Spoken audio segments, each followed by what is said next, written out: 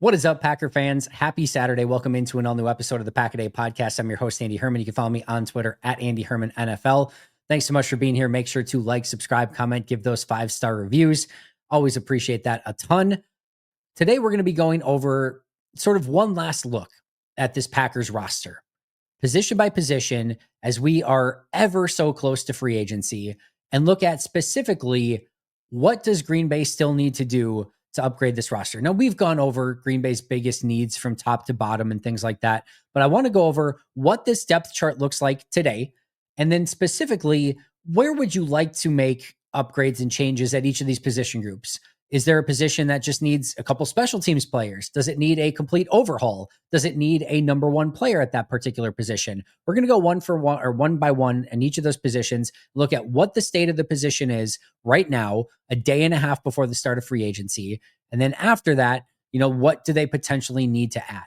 So we're going to go through each of those positions one by one. Full transparency, I'm recording this at 12:31 in the morning on Friday morning. So usually I record this late on Friday night, right before you might be living in a future where this roster's changed a little bit. Maybe the Packers have already traded for Trey Hendrickson or DK Metcalf. I love that future for you. I am not currently existing in that future. I'm existing at 12:31 a.m. on Friday morning. And again, there could be some transactions, some re-signings that take place through the course of the day on Friday if that has happened.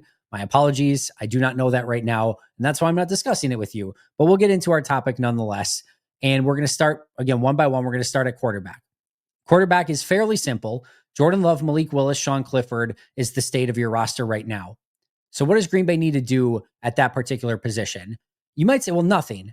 I actually don't think that it's nothing. It could be nothing. You could theoretically go into training camp, mini camps, OTAs, etc., with Love, Willis, and Clifford.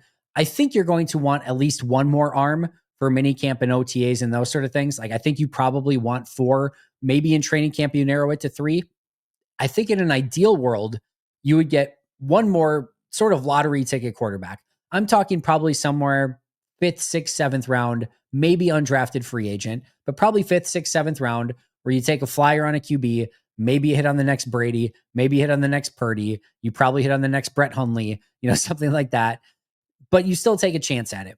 And I think it makes sense for a couple of reasons. The first reason is because Sean Clifford at this point is basically an afterthought, right? You've released him already.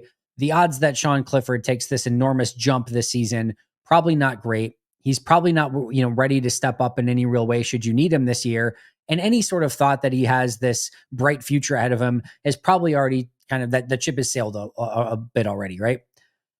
If that's the case, you're ideally looking for somebody who can compete for that number 3 quarterback with Sean Clifford, even if it's for a practice squad spot, right? It doesn't necessarily have to be on the 53-man roster.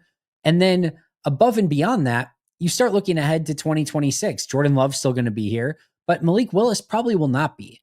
He is probably going to be making his way to another team where he might have a chance to compete for a starting job at some point. And if he leaves, that certainly vacates and leaves open a backup quarterback position. If you can find somebody now that can be ready to be a backup in 2026, then you don't have to spend the offseason next year looking for a potential backup quarterback. You already have them in hand. And that would be a very nice thing to have. And again, maybe there's some upside attached to that as well. Again, we've seen crazier things happen at the quarterback position where you find a good quarterback late in the draft. If so, awesome. But even if you can find somebody that at least can compete with Sean Clifford for now, give yourself an extra camp arm, a little bit of a lottery ticket. That's what Green Bay's probably looking at quarterback right now. But for now, Jordan Love, Malik Willis, and Sean Clifford there. You don't really need anything above and beyond that. You've got your starter. You've got your clear number 2. It's just, if you want anything after that, you could theoretically find it on day 3 of the draft. Running back right now, Josh Jacobs, Marshawn Lloyd, Emmanuel Wilson, and Chris Brooks. Pretty solid, right? Jacobs and Lloyd aren't going anywhere.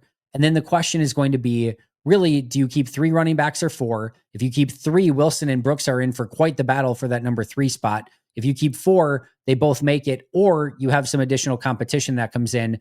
Your need here is just maybe 1, maybe 2 more backs to kind of have throughout training camp and specifically preseason. Jacobs isn't going to play in preseason. You probably don't really need to see much of Emmanuel Wilson. You'd like probably Lloyd to get some carries, Brooks maybe to get some carries, but you probably need at least 1, if not 2 more backs for camp. You're looking at end of day 3 draft picks. This is a very deep running back draft class. If you get to day 3, there might be multiple times where you're on the clock on day 3 where running back is your BPA, your best player available. And if that's the case, you could take one. You probably don't want to get in the habit or like get caught taking one earlier, because there's probably a law of diminishing returns here. Do you really just want to release Chris Brooks or an Emmanuel Wilson? If you find a good one, you take them. It just is what it is, and you figure out the rest later. You can always have injuries. You never know what's going to happen. But I think day 3, you might be able to take one. Otherwise, you really don't need to do anything here and could easily just grab a couple running backs via undrafted free agency.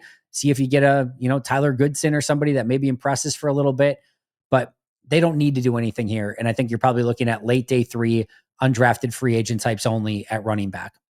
Wide receiver, Romeo Doubs, Jaden Reed, Malik Heath, Dontavian Wicks, Bo Melton, Cornelius Johnson, Tulu Griffin, Julian Hicks, and then Christian Watson with an asterisk, right? Because you've got Christian Watson for maybe the last handful of games of the season. And even if you have that, like, what does that look like for Christian Watson coming off of a very brutal injury? By the way, he was on a treadmill on Instagram, which is a very good sign for him. But you're not taking anything for granted with Watson this upcoming season. And I think you have to attack it as if he's not even on the team, right? That's how I would view it. So Doubs, Reed, Heath, Wicks, Melton, and then Cornelius Johnson, Tulu Griffin, and Julian Hicks is sort of your, developmental flyer pieces where maybe you can find a number 6 wide receiver out of that eventually, but certainly not counting on anything. What does Green Bay need? We've talked about this a ton, so we don't need to go in super detail here. You would ideally like a number 1.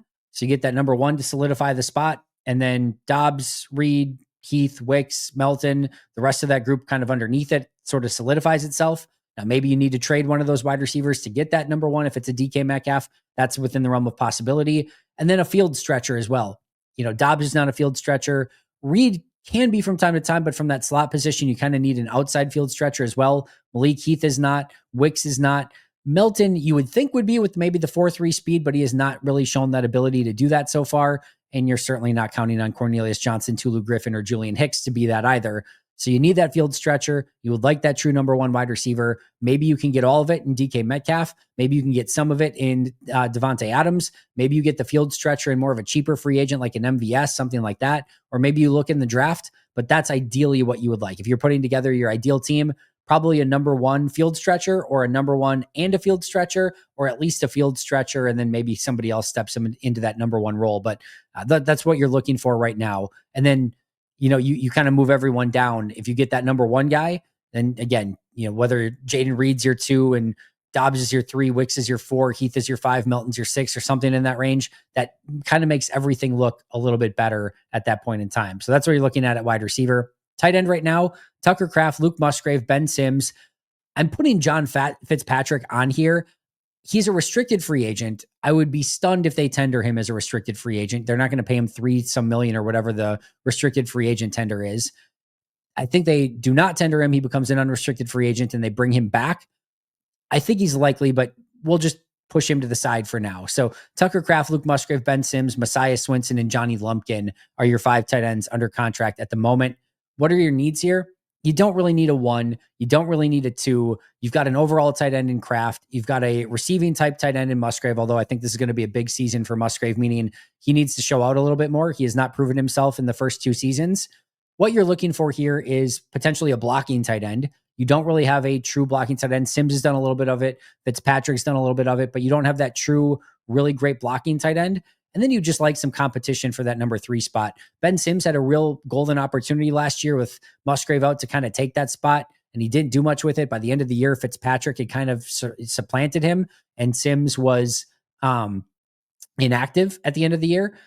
Messiah Swinson got a cup of coffee on the active roster with the Carolina Panthers. They claimed him off waivers, kept him for the minimal 3 weeks, and immediately got rid of him. And Swinson came back to the Packers practice squad. Johnny Lumpkin, nothing to write home about there. This is where you're at for tight end. Just a little bit of competition, maybe a number 3 tight end type, and maybe more of a blocking tight end is what you're looking for here for the Packers.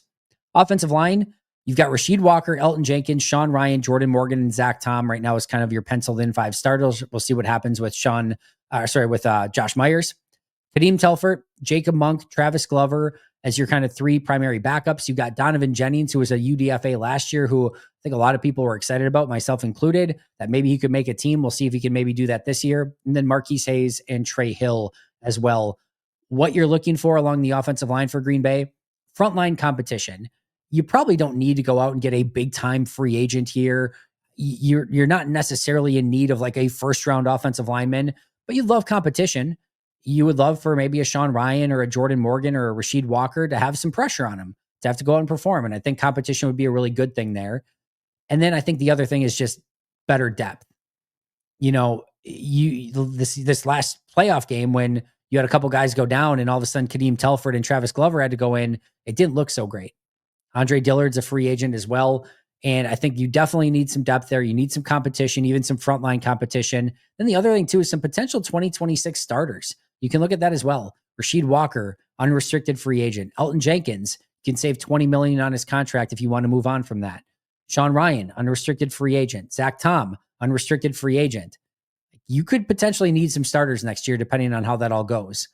So start developing it now, get that depth and competition moving right now. And then hopefully maybe a player or two can step into that role as a potential starter next year. So frontline competition, depth, and 2026 potential starters.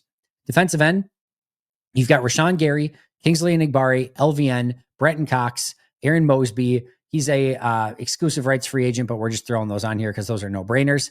Deslin Alexander and Jeremiah Martin. That's where you're at right now. The need here is ideally a front-end pass rusher. We know it. We've talked about it all offseason. Could you get by if that pass rusher was maybe at defensive tackle like a Milton Williams instead? Yes. But I think in an ideal world, you add a big-time pass rusher, whether it's a Josh Sweat or a Trey Hendrickson or a, Khalil Mack, whoever it is. Add that frontline player, and then have Rashawn Gary bookend it. Enagbare and Van Ness off the bench. You've got Brenton Cox still as kind of that developmental player. And then that's a perfect 5-man rotation. You can probably get away with some other things, but that's really what you need here is a 1A pass rusher, and everything else kind of clicks into place. Defensive tackle. You've got Kenny Clark, Devontae Wyatt, Carl Brooks, Colby Wooden, Nesta Jade Silvera, James Esther, Keith Randolph, and Leonard Payne. 8 defensive tackles, really only 4, right? Wooden, Brooks, Wyatt, and Clark. I don't think any of those 4 are going anywhere, although I do think Wooden will have to earn his spot on the team this year. You need a run-stopping defensive tackle.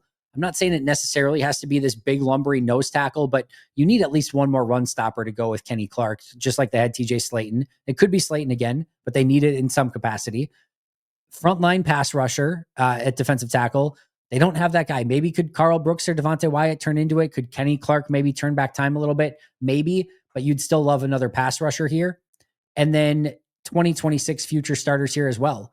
Kenny Clark could be in his last year if they release him next offseason. Devontae Wyatt's an unrestricted free agent, depending on what happens with his 5th-year option. And then, as I mentioned, Colby Wooden could be somebody that they look to move on from if he doesn't perform well. And you could just have Carl Brooks next year. So getting some additional young talent on this team that could start as soon as 2026 would be a nice, pleasant surprise as well. Linebacker, you've got Edgerrin Cooper, Quay Walker, Isaiah McDuffie, and Tyron Hopper. What you need here, depth in special teams.